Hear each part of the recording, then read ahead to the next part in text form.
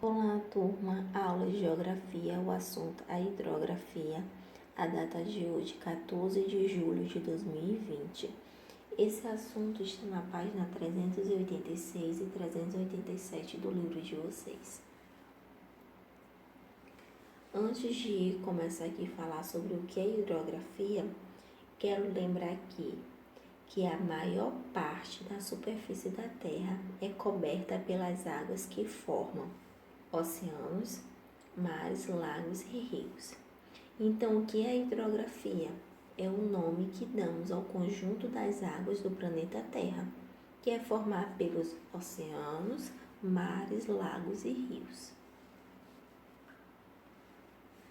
Vou começar aqui falando acerca do oceano. Chamamos de oceanos a grande extensão de águas salgadas que rodeia as partes da superfície terrestre não cobertas por água, os continentes. Então, eu coloquei aqui o mapa dos oceanos, no qual a gente vai perceber que existem os continentes, que é a Ásia, Oceania, África, Europa, Antártica e a América, que é dividida em América Central, América do Sul e América do Norte. E a gente vai perceber que os continentes são cercados por oceanos, que são o Oceano Ártico, Oceano Pacífico, Oceano Índico, Oceano Atlântico e Oceano Ártico. Parte dos oceanos que banham os continentes chama-se mar, e os lugares banhados pelo mar são chamados de litoral. Ou seja, o nosso país, Brasil, possui um litoral extenso, ou seja, há muitos lugares banhados pelo mar no Brasil. E a nossa cidade, São Luís, é um desses lugares que é banhado pelo mar. Além de ser banhado por mares e oceanos, o Brasil possui muitos rios e lagos, no qual nós iremos falar um pouco aqui agora. Então, eu vou falar aqui acerca do rio e o afluente. O rio é uma corrente de água que deságua no mar, em um lago ou em outro rio. O afluente é um rio menor que deságua em um rio principal. Os rios, turma, são habitat de milhares de espécies de animais. Os seres humanos utilizam os rios para navegação, pesca, produção de energia elétrica, abastecimento de água das cidades, irrigação de terras. O que é irrigação de terras? É o ato de molhar, de regar artificialmente a plantação.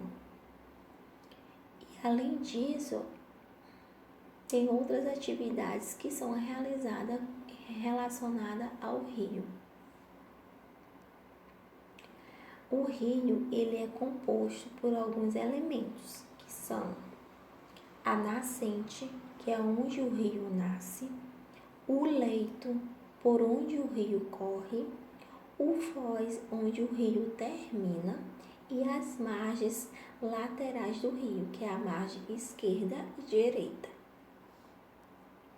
Aqui eu coloquei uma imagem mostrando um pouco mais dos elementos de um rio, que vocês podem perceber que tem a nascente, onde o rio nasce, tem o leito, por onde o rio corre, tem o foz, onde o rio termina, e tem as margens, que é as laterais do rio, que é a margem direita e esquerda.